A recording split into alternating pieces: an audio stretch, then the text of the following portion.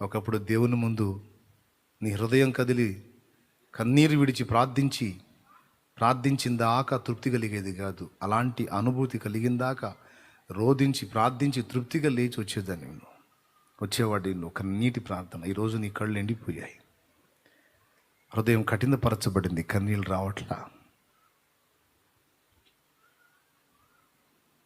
చాలా నష్టాలు కలుగుతున్నాయి, ప్రతికూలతలు ఎదురవుతున్నాయి, ఓటమి బాట పట్టావు, ఎదురు దెబ్బలు తగులుతున్నాయి, ఊహించని పరిణామాలు జరుగుతున్నాయి. అయినా నీ హృదయం కదలలేదు.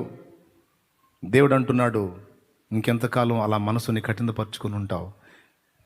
రోదన విద్యలోనికి రమ్మని రహస్యాన్ని బయలుపరుస్తున్నాడు దేవుడు.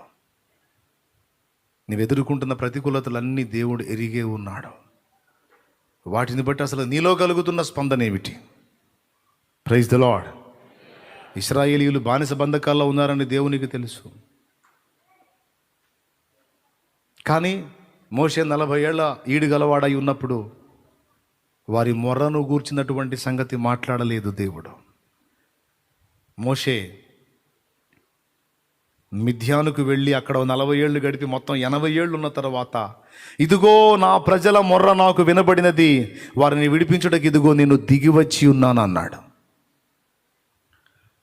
వేదనలతో నలిగిపోతున్న నీవు, ఓటమిలో అల్లాడిపోతున్న నీవు తగిన రీతిని స్పందించకపోతే దేవుడు నీ పక్షంగా కదలడు.